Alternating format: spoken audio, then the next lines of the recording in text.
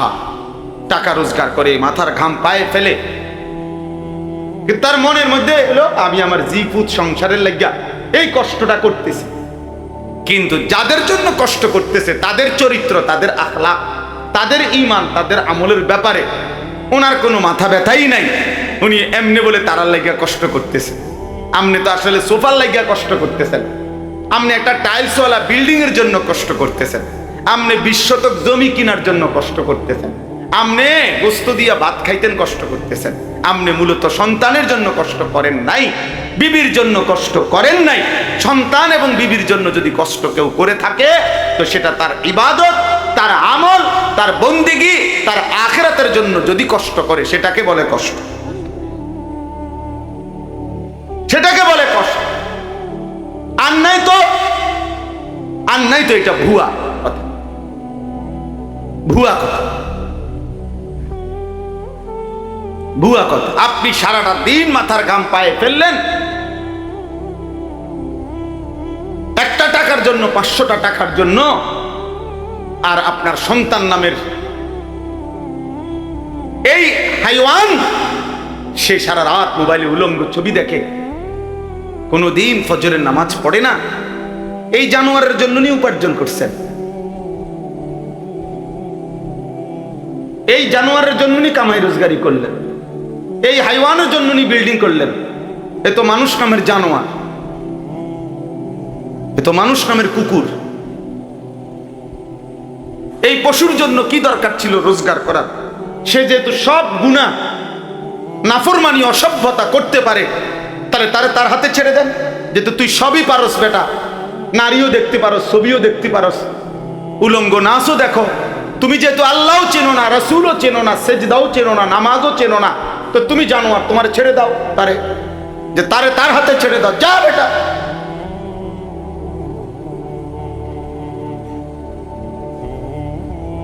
না, সব হে পারে।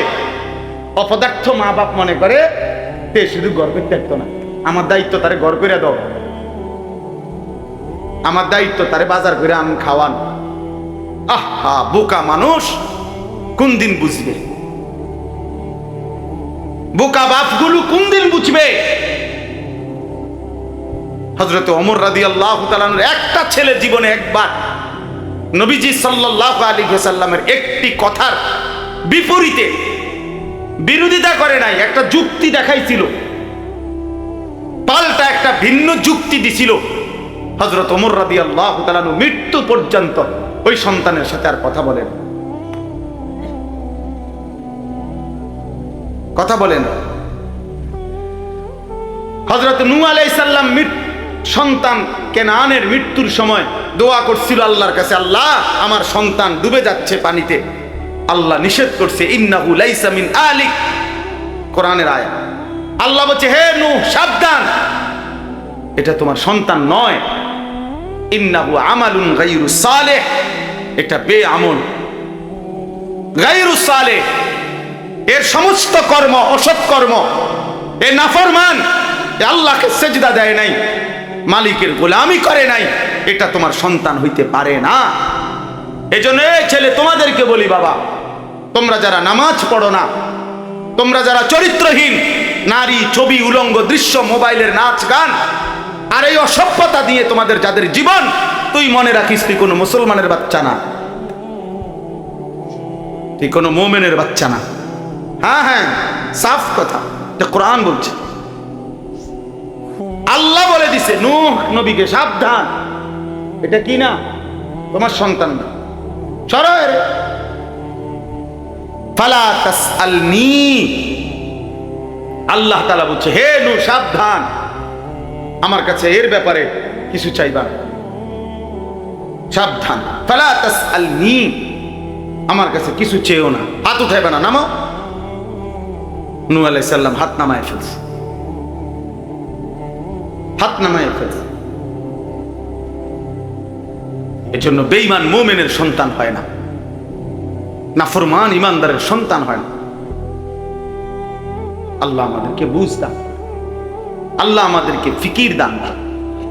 এই আয়াতের মধ্যে মহান আল্লাহ পাক রব্বুল আলামিন কুরবানির ইতিহাস শুরু উল্লেখ করছে।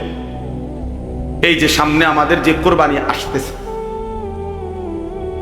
একটি গুরুত্বপূর্ণ ওয়াজিব ইবাদতের নাম হলো কোরবানি। আমাদের জীবনে মুসলমান হিসাবে আর্থিকভাবে মানে টাকা পয়সার সাথে সম্পৃক্ত বিশেষ গুরুত্বপূর্ণ ইবাদত তিনটা। একটা হলো যাকাত, একটা হলো হজ, আর একটা হলো কোরবানি। যাকাত এবং হজ হলো ফরজ, আর কোরবানি হলো ওয়াজিব। আর একজন মুমিন ফরজ, ওয়াজিব, সুন্নতে মুআক্কাদা এই তিন আমলে ঘাটতি করার, বাদ দেওয়ার কসম খোদা কোনো সুযোগ নেই। তারে মুমিনই বলে না, তারে ইমানদার বলার কোনো সুযোগই নাই যার জীবনে ফরজ নাই, যার জীবনে ওয়াজিব নাই, যার জীবনে সুন্নতে মুআক্কাদা নাই, এ কোনো মুমিনে না। এজন্য মুমিন এটুকু করতেই হবে। হ্যাঁ, নফল, মুস্তাহাব, মাসনুন অনেক আমল করলে অনেক নেকি, কখনো কখনো ছুটবার ছেড়ে দেওয়ার সুযোগ আছে। কিন্তু একজন মুমিন ইমানদার মুসলিম পরিচয়ধারী, তার জন্য ফরজ ওয়াজিব ছেড়ে দেওয়ার, সুন্নতে মুআক্কাদা ছেড়ে দেওয়ার কোনো অনুমতি নেই। রাসূলুল্লাহ সাল্লাল্লাহু আলাইহি সাল্লাম বলছে, যেমন ফজরের নামাজের 2 রাকাত সুন্নত ফরজের আগে, সুন্নতে মুআক্কাদা। নবীজি বলছে, তোমারে যদি ঘোড়ায় পিষ্ট করে ফেলে, অর্থাৎ তোমায় যদি ঘোড়ার পায়ের নিচেও পড়ে যাও, এত বেশি আহত হইছ যে ঘোড়ায় তোমারে পায়ে পাড়ায় এলাইছে, আল্লাহ রসুল বলছে তবুও ফজরের 2 রাকাত সুন্নত নামাজ ছেড়ে দিও না। সুন্নতে মুআক্কাদার প্রতি নবী এতটা গুরুত্ব দিয়েছে। নবীজি সাল্লাল্লাহু আলাইহি সাল্লাম বলছেন, মান ওয়াজাদা সাআতান লিআন ইউদাহিয়া ওয়া লাম ইউদাহি ফালা ইয়াকরাবান্না মুসাল্লানা। সরাসরি হাদিস। যার সামর্থ্য ছিল অথচ কোরবানি করলো না, ওয়াজিব আদায় করলো না, আল্লাহর নবী সাল্লাল্লাহু আলাইহি সাল্লাম বলেন ওই নাফরমান যেন আমাদের ঈদগাহে, আমাদের নামাজের জায়গায়, মুসাল্লা ঈদগাহ, সেখানে যেন না আসে।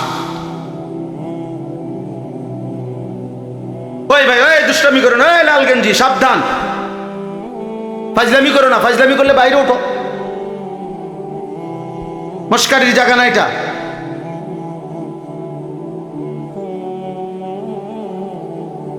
হ্যাঁ, 24 ঘন্টা জিন্দিগি যাদের খামখেয়ালি, তাদের জীবন কখনোই থামে না। কি আল্লাহর ঘর, কি আলেম, কোন জায়গায়, কি মসজিদ, কি জুমা, আহা, যে শাহওয়াতের কাছে বন্দী হয়ে যায়, নফসের কাছে যে বন্দী হয়ে যায়, ইবলিস শয়তানের হাতে যে বন্দী হয়ে যায়, বন্ধু, তার পরিবর্তন বড় কঠিন হয়, বড় কঠিন। হাদিসের মধ্যে আছে, নবী সাল্লাল্লাহু আলাইহি সাল্লাম বলছেন, কিছু মানুষের দিল আছে এমন, যাদের অন্তর কাল কুজে মিরবাদ দান, না না না না, পানি খাওয়ার জন্য এটা জিনিস দেখা পারবে। এই যে এইটা মনে করেন গ্লাস, এরকম, অর্থাৎ যেই গ্লাস, যেই মগ, যেই জগ উল্টানো, একদম উল্টাইয়া রাখছে। নবীজি সাল্লাল্লাহু আলাইহি সাল্লাম বলেন, কিছু নাফরমানের অন্তর এমন হয়ে যায়, উল্টানো কলস, উল্টানো জগ, উল্টানো মগের মতো। ফলে আটলান্টিক মহাসাগরের পানিও যদি এইবার এইটার উপরে ঢালে, এটা পুরবে না, কারণ এটা তো উল্টানো। তো রাসূলুল্লাহ সাল্লাল্লাহু আলাইহি সাল্লাম বলে, লা ইয়ারিফু মারুফান ওয়া লা ইউনকিরু মুনকারান। আহা, বদনসিব তখন এমন হয়ে যায়, কোন নেক কাজ তার কাছে আর মনে পড়ে না, কোন গুনাহ থেকে বেঁচে থাকার আর তৌফিক হয় না। ওই জীবন তখন লানতের জীবন হয়। ওই জীবন তখন বাইসিরিয়াল শয়তান তাকে তার গোলাম বানায়, একটার পর একটা গুনাহ। একবার মদ খায়, একবার বিড়ি খায়, একবার নারী দেখে, একবার জেনা করে, আরেকবার জেনার ছবি দেখে, আরেকবার মনে করেন একজনের ফাঁসাত লাত্তি দিয়ে লাইছে, আরেকজনের কোপ দিয়ে লাইছে, আরেকজন আরেক রাস্তার মেয়ের পিছনে পিছনে ঘুরতেছে। মানে পাগলে কি করে তার আর কোনো কি নাই, জীবনের কোনো সিরিয়াল নেই, হায়াতের কোনো আর কি নাই, কিছুই নাই। আফসুস ওই জীবনের। এই জন্য বললাম ভাই, আল্লাহ নবী সাল্লাল্লাহু আলাইহি সাল্লাম বলেন সে যেন আমাদের মুসল্লাতে না আসে, অর্থাৎ ওয়াজিব কুরবানি ছেড়ে দেওয়ার কারণে নবীজি এত বড় ধমক দিছে। তাহলে ওই যে সুন্নতে মুআক্কাদার উদাহরণ দিলাম, নবীজি বলছে যদি ঘোড়ায় তোমারে পিষে ফেলে তবুও সুন্নতে মুআক্কাদা ছেড়ো না। আর এখানে বললেন ওয়াজিব ছেড়ে দিলে তুমি নাফরমান, আমাদের সাথে নামাজ পড়তে আইসো না। এবার আছেন হজ, একটি ফরজ ইবাদত হজ। আল্লাহ নবী সাল্লাল্লাহু আলাইহি সাল্লাম বলেছেন মান লাম ইয়ামনাহু মিনাল হজ্জি হাজাতুন যাহিরা আও সুলতানুন জাইর আও মারাদুন হাবিস ফামাতা ওয়া লাম ইয়াহুজ্জা ফালিয়ামুত ইনশাআ ইয়াহুদিয়ান ওয়া ইনশাআ নাসরানিয়ান। নবীজি বলেন তিনটি কারণ ব্যতীত সামর্থ্য থাকার পরেও যে হজ না করে মরে গেল, তিনটি কারণ। এক নাম্বার কারণ হলো প্রকাশ্য এমন কোনো কারণ, এমন কোনো প্রয়োজন, যেই প্রয়োজনের কারণে কোনোভাবেই এই মুহূর্তে সে হজে যাইতে পারতেছে না, অথবা বাদশাহ রাষ্ট্রীয় কোনো আইন কানুনের কারণে সে যাইতে পারতেছে না, অথবা এমন প্রচন্ড অসুস্থ যেই অসুস্থের কারণে যাইতে পারতেছে না। আল্লাহর নবী বলেন এই কারণ ব্যতীত যদি ইচ্ছা করে হজ ফরজ হওয়ার পরেও হজ না করে মৃত্যুবরণ করলো, রাসূলুল্লাহ সাল্লাল্লাহু আলাইহি ওয়াসাল্লাম বলেন ওই নাফরমান সে যেন ইহুদি হয়ে মরুক অথবা খ্রিস্টান হয়ে মরুক, আমি জানি না। নবীজি বলছে আমি জানি না এটা ইহুদি মরলো না খ্রিস্টান মরলো। আহ, নবী যদি বলে এই কথা তো সুপারিশ করবে কে? কথা বলেন না, হাউজে কাউসারের পানি দিবে কে? তাই তিনি যদি এ কথা বলে যে নাফরমান আমি জানি না, এই ইচ্ছা করে সামর্থ্য থাকার পরেও যে হজ করলো না, তোর মৃত্যু কি ইহুদির মৃত্যু হলো নাকি খ্রিস্টানের মরণ হইলো, আমি রাসূল জানি না। তো এইবার তাকে সুপারিশ করবে কে? এবার তাকে হাউজে কাউসারের পানি দিবে কে? তার আর আশ্রয় কে?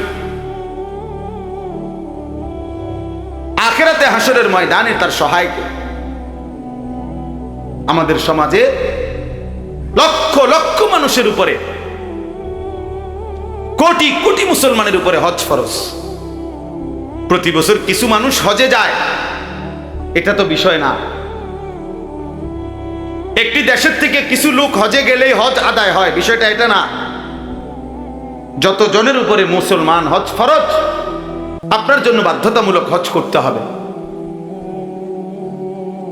কত লক্ষ মুসলমানের উপরে কুরবানি ওয়াজিব। এলাকায় কুরবানি হয় এটা বড় কথা না, যত জনের উপরে কুরবানি ওয়াজিব ততজন দিচ্ছে কিনা এটা দেখার বিষয়, এটা দেখার বিষয়। ছেলে বিদেশ থাকে, দুই ছেলে, এক ছেলে ঢাকা শহরে থাকে, মনে করেন তিন ছেলে, বাপের জমি জমা ব্যাংক ব্যালেন্স আছে, মায়ের স্বর্ণ গহনা এবং মার কাছেও জমা টাকা আছে। তাইলে এখানে কোরবানি ওয়াজিব হইল প্রায় 5 জনের, ছেলে 3 জন, বাপ 1 জন, মা 1 জন, 3 ফুতে মিল্লা বিদেশতে টাকা পাঠাইছে, বাড়িতে আব্বার নামে বা মার নামে অথবা আব্বা মা 2 জনের নামে কোরবানি দিছে, দিয়া গোস্ত ভাগ করে সবার ঘরে ঘরে বন্টন করে দিয়ে দিছে, পুত সবার ঘরে ঘরে, কোরবানি আদায় হয়ে গেছে। এটা নিয়ে কোরবানি, সবাই মিলে বুঝি গোস্ত খানার ব্যবস্থা করা, এর নাম নিয়ে কোরবানি। তাইলে কোরবানি তো গোস্ত খাওয়া না, কোরবানি তো একটি ওয়াজিব আদায় করা। গোস্ত তো আমরা সারাবো, গরুর গোস্ত তো পৃথিবীর কোনো আশ্চর্য বস্তু না, যে এটা কোরবানির দিন ছাড়া আর কেউ মানুষ দেখে না। ছাগলের গোশত তো আশ্চর্য কিছু না, এটা তো গতানুগতিক একটি আমল, চলতেছে গোশত খাওয়া। তাহলে কোরবানিটা কি? কোরবানি আল্লাহ তাআলার ইবাদত, কোরবানি ওয়াজিব আমল। নবীজি বলছে কোরবানির প্রাণী কোরবানির দিন যখন রক্ত মাটিতে পড়ে, তাহলে গলার কাছ থেকে রক্ত মাটিতে পড়তে 1 মিনিটও লাগে না, 30 সেকেন্ডও লাগে না। ওয়া ইন্নাদ দামা লা ইয়াকাউ মিনাল্লাহি বিমাকানিন ক্বাবলা আন ইয়াকা মিনাল আরদ। নবীজি বলেন কোরবানির দিন কোরবানির প্রাণীর রক্ত জমিনে পড়বার আগে আগেই আল্লাহ তাআলার আরশে মালিকের কাছে পৌঁছে যায়।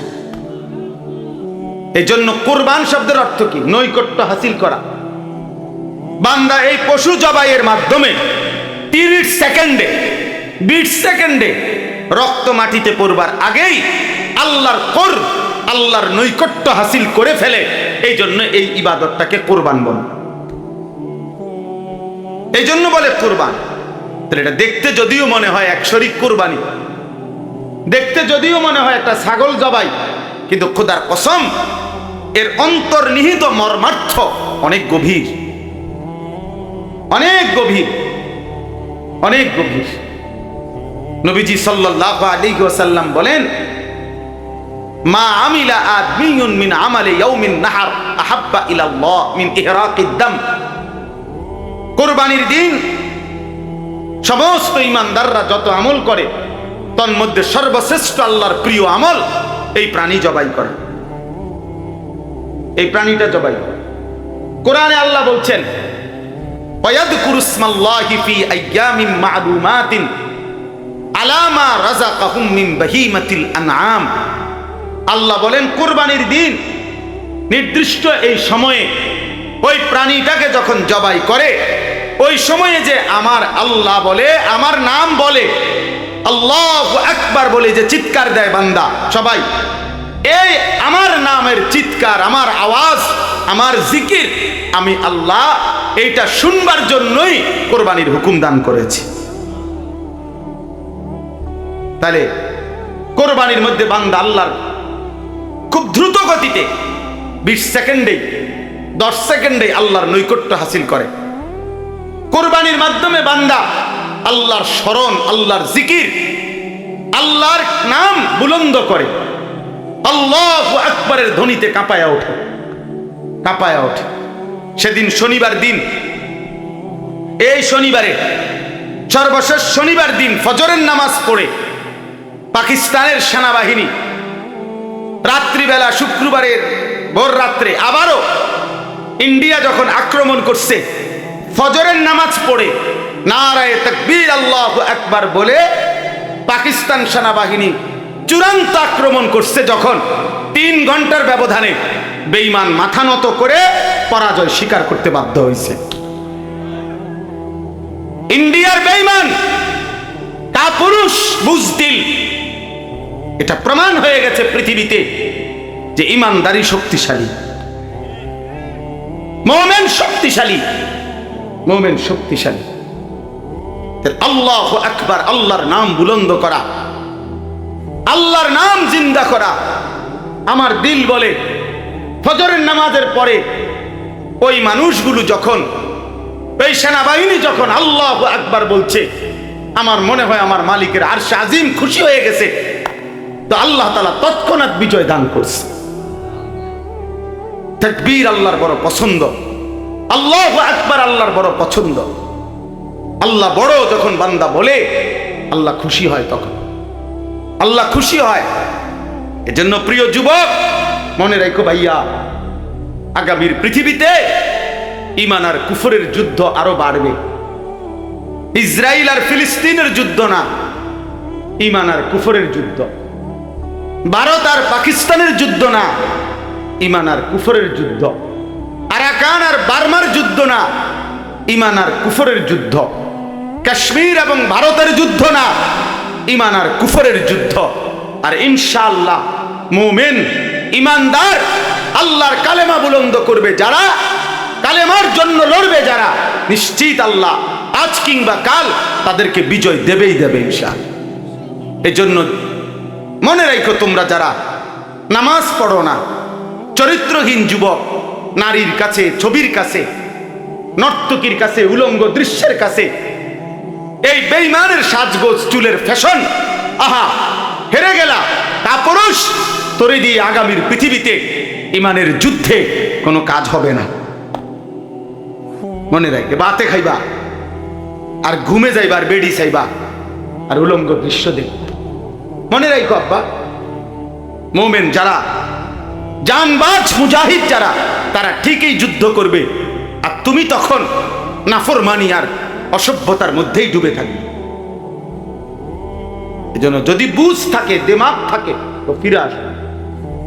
একজন হইলে একজন, দুইজন হইলে দুইজন, এটা জরুরি আমাদের জন্য, এটা জরুরি,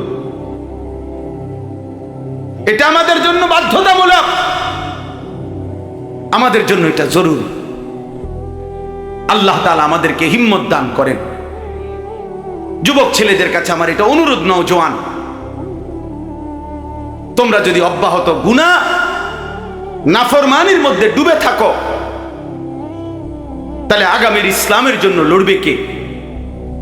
সারাদিনে যদি এক ওয়াক্ত নামাজ পড়তে তোমাদের মন না চায়, প্রিয় ভাই, আল্লাহকে সেজদা দিবে কে? তাইলে নবী সাল্লাল্লাহু আলাইহি সাল্লামের 23 বছরের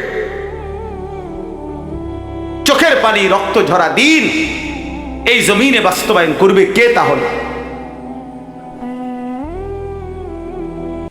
আমি এজন্য অনুরোধ করছি, আমরা প্রত্যেকে ইনশাআল্লাহ আল্লাহর দিকে ফিরতে চেষ্টা করি। আল্লাহর দিকেই ফেরা দরকার আমাদের। ছেলেরা, আমি তোমাদের কাছে অনুরোধ, বাবা, তোমাদের যাদের চুল বেঈমানের মতো, তোমরা এই চুল সমান করো। প্রিয় ভাই, এই নষ্ট এই জিন্দেগি ছেড়ে দাও। নারী, ছবি, নাচ, গান, উলঙ্গ দৃশ্য, এটা মুমিনের জীবন না। আমাদের নবী সাল্লাল্লাহু আলাইহি সাল্লামের চাইতে সুন্দর এই গোটা কায়নাতে কেউ হয় নাই।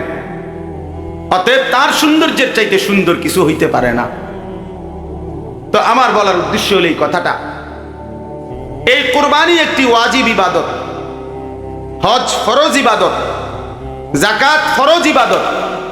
তাহলে ফরজ, ওয়াজিব এবং সুন্নতে মুআক্কাদার মধ্যে মুমিন ঘাটতি করতে পারে না, ঘাটতি করার কোনো অনুমতি নাই।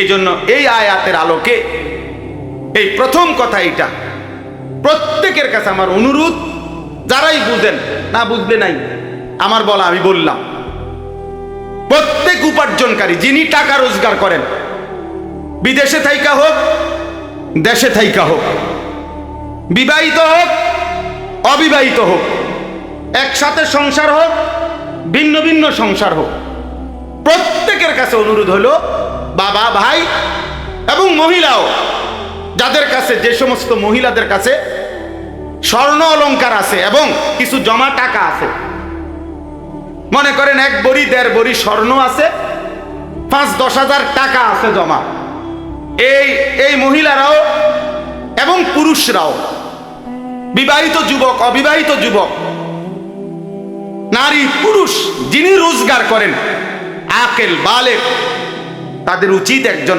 আলেমে দ্বীনের কাছে, একজন মুত্তাকি আলেমের কাছে জিজ্ঞাসা করা যে, হুজুর, আমার এই সম্পত্তি, আমার জমি আছে মোটে দূর, আমার ব্যাংকে জমা আছে এত, আমার ঘর বাড়ি মিল্লা, আমার ব্যাংক ব্যালেন্স এই টাকাটা আছে, এই আছে, এই আপনি আমারে হিসাব কইরা বলে দেন, আমার উপরে যাকাত ফরজ কিনা, আমার উপরে হজ ফরজ কিনা, আমার উপরে কুরবানি ওয়াজিব কিনা।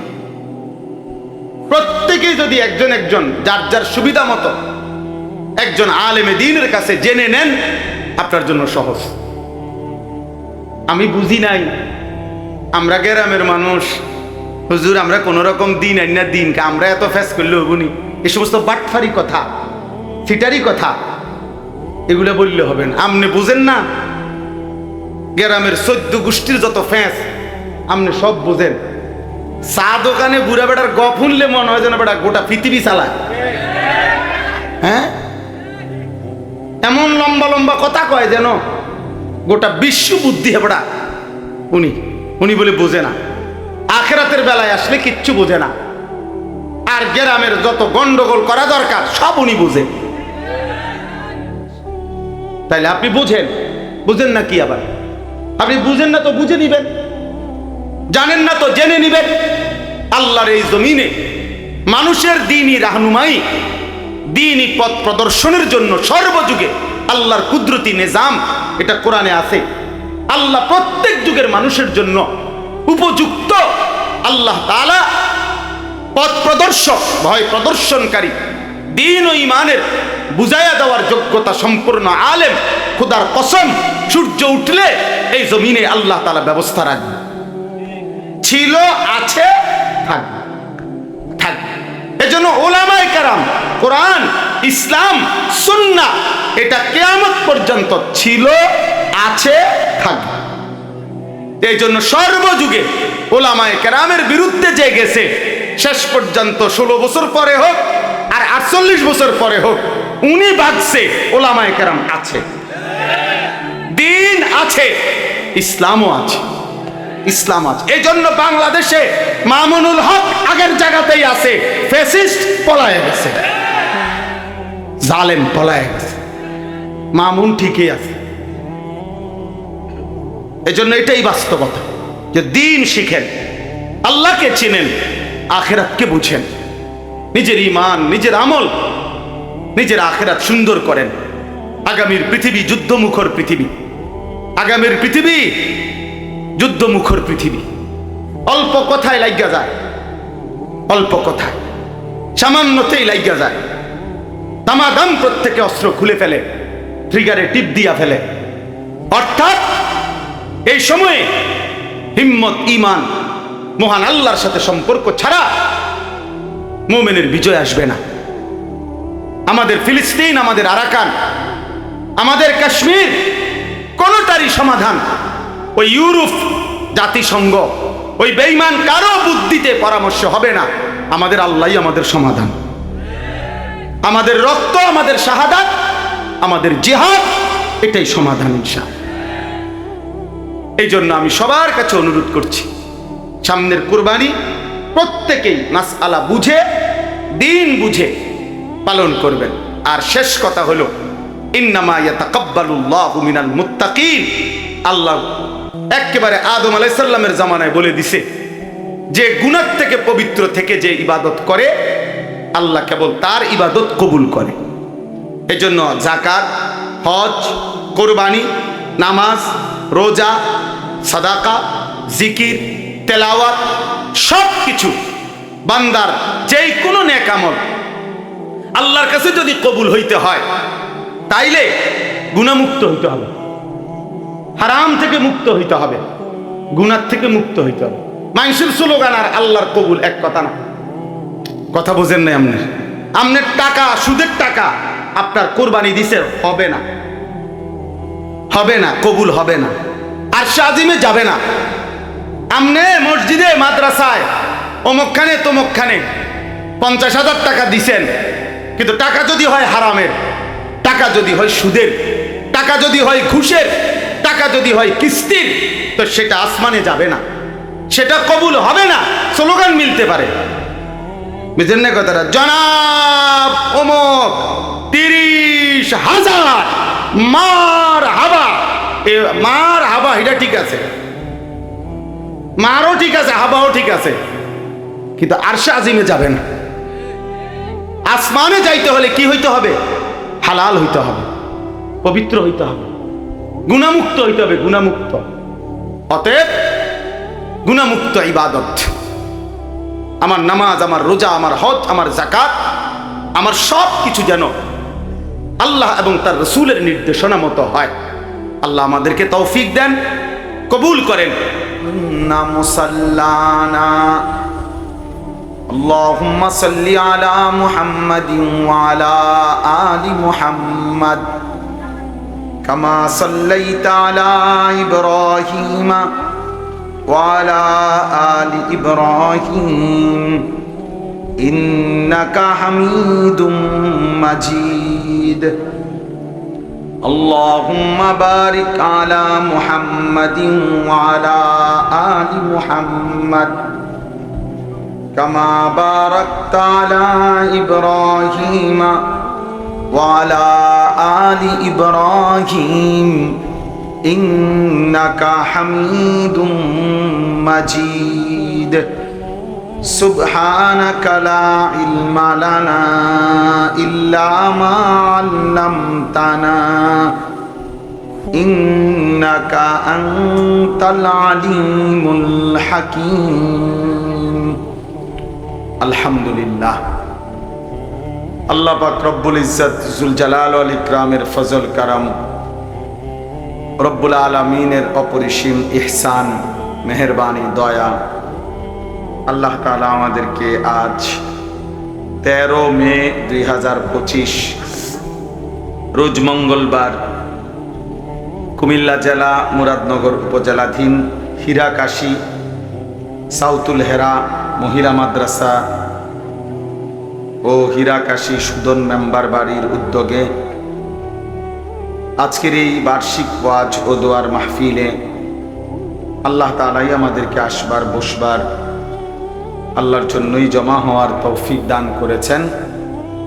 এজন্য আমরা সকলেই বলি আলহামদুলিল্লাহ।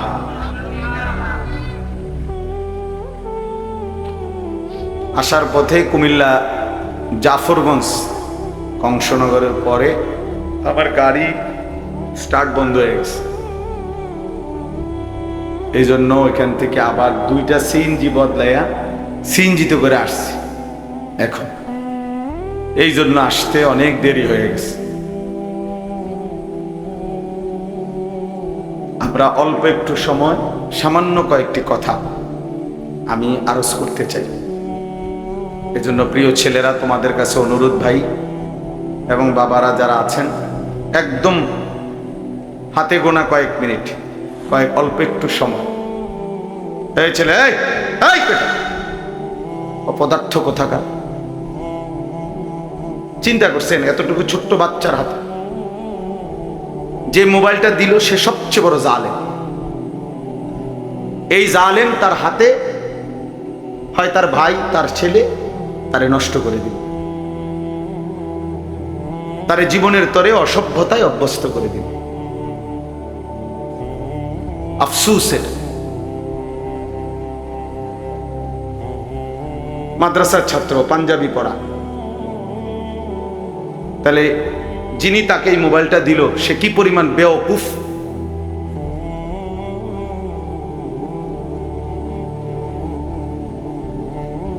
আহ্লাদ করে বাচ্চা, ফুলাইন মানুষ,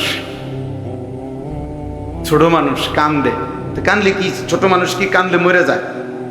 কানলে কি কোনো মানুষ মারা যায়? শুনছেন আমি তো? কানতে কানতে বাচ্চা একসময় ঠান্ডা হয়ে যায়, একসময় সে বুঝে এটা আমারে দিবে না, এটা আমার জন্য না। তখন সে ঠিকই খানাও খায়, ঘুমও যায়। আহ্লাদের কাছে, শাহওয়াতের কাছে, দিন বহির্ভূত আগ্রহের কাছে যখন একবার কেউ হার মেনে যায়, তো এই সন্তান আর কেউ কন্ট্রোল করতে পারে না। ধীরে ধীরে একদিন সে চরিত্রহীন হয়ে বাবা মা বংশ সবার ইজ্জত ভুলে যায়। যাই হোক, তো আমি আপনাদের কাছে বলতেছিলাম, সবাই মিলে একদম অল্প একটু সময় আমরা সবাই মনোযোগী হই। কোরআনুল কারীমের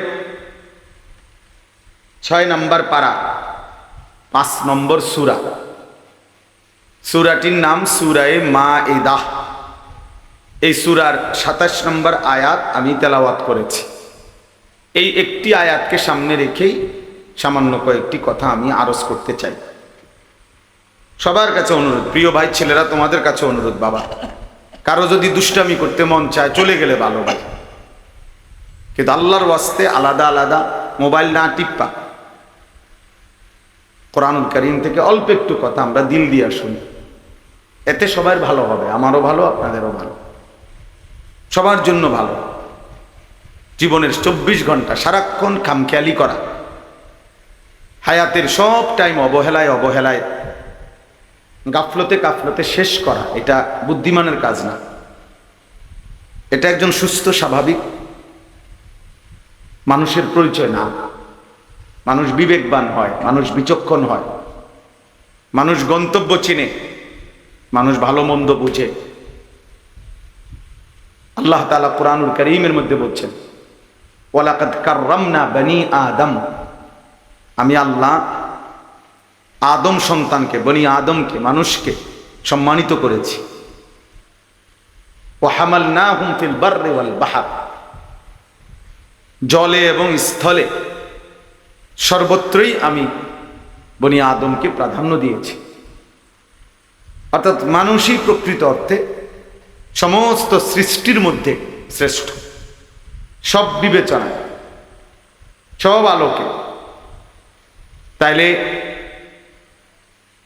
এই শ্রেষ্ঠত্ব আকলের কারণে, বুদ্ধি, বিবেক, বিবেচনাবোধ এর কারণে। আর নাই তো হাত, পাও, চোখ, নাক, কান, এটা তো অন্যান্য প্রাণীরও আছে। খানা, খাদ্য, খাবার, পেশাব পায়খানা, ঘুম, যৌন চাহিদা পূরণ। এটা বুট খায় না, খাইও না বাবা, বুট খাও, হাইসো না, সরাও সরাও, পকেটে নাও, একদম সাবধান। তো একটু খাবারের চাহিদা, ঘুম, পেশাব পায়খানার জরুরত, যৌন চাহিদা পূরণ, এ তো জন্তু জানোয়ারেরও আছে। কুকুর বিড়ালেরও খানা খায়, ঘুম যায়, পেশাব পায়খানা করে। কুকুর বিড়ালও যৌন চাহিদা পূরণ করে, ফলে কুকুরেরও বাচ্চা হয়। তাহলে এটা কোনো বিষয় না। তাহলে মানুষের শ্রেষ্ঠত্ব, সে ভাত খায় এ কারণে না, সে ঘুম যায় এ কারণে না। মানুষের শ্রেষ্ঠত্ব আল্লাহ তাআলা তাকে পূর্ণাঙ্গ আকল দান করেছে, বুদ্ধি, বিবেচনা, বিবেক, বোধ, আলো অন্ধকার, রোদ বৃষ্টি, সত্য মিথ্যা, করণীয় বর্জনীয়, উচিত অনুচিত, ন্যায় অন্যায়, এটা বুঝবার মতো একটা সক্ষমতা, আকল, দিমাগ আল্লাহ তাআলা দান করছেন। আর সেটা যেন বান্দা প্রয়োগ করে, মানুষ প্রয়োগ করে, এটা আল্লাহ তাআলা খুব চাইছেন। এজন্য কোরআনুল কারীমের মধ্যে আছে, ফাআতাবিরু ইয়া উলিল আলবাব, হে বিবেকবান, ফাআতাবিরু, তুমি উপদেশ গ্রহণ করো, তুমি একটু বুদ্ধি বিবেক খাটাও। আল্লাহ বলছে ফাআতাবিরু, তুমি একটু ভাবো, তোমাকে আমি আল্লাহ তাআলা আকল দিয়েছি। আল্লাহ তাআলা কোরআনুল কারীমের মধ্যে বলছেন, আফা হাসিবতুম আন্নামা খালাকনাকুম আবাতান, তোমরা কি এই ভেবেছো যে আমি আল্লাহ তোমাদেরকে অনর্থক সৃষ্টি করেছি? ও আন্নাকুম ইলাইনা লা তুরজাউন, তোমরা কি এই ভেবেছো যে আমি আল্লাহর কাছে তোমাদেরকে ফেরত আসতে হবে না? কি মনে করেন আল্লাহ তাআলা আমাদেরকে অনর্থক বানিয়েছেন? কথা বলেন, আল্লাহ তাআলার কাছে আমাদেরকে ফিরতে হবে না? তাইলে কোরআন শরীফে আছে সূরা ইয়াসিনের মধ্যে, পূর্ব জামানার একজন ব্যক্তি ঈমানদার, পুরা জাতি বেঈমান, তো সবাই যখন তাকে ঘিরা ধরছে যে তুমি আমাদের এই মূর্তি পাথরের পূজা করো না কেন, তখন তিনি বলছে, সমস্ত জাতির মোকাবেলায় একজন ঈমানদার, সে বলছে, ওমা লিয়া লা আ'বুদুল্লাযী ফাতারানী ওয়া ইলাইহি তুরজাউন, হে আমার জাতি, বলো কি তোমরা, আমি কেন সেই আল্লাহর ইবাদত করব না যিনি আমাকে সৃষ্টি করেছেন? আমি তার ইবাদত করব না কেন, অথচ তিনিই তো আমাকে সৃষ্টি করেছেন। ওয়া ইলাইহি তুরজাউন, এবং আমাকে তো তার কাছেই সকলকে, আমাদের সবাইকে ফিরে যেতে হবে।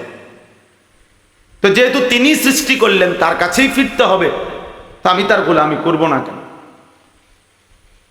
তো পুরা কওম তাকে ধরে মাইরা শহীদ করে ফেলছে, মেরে ফেলছে।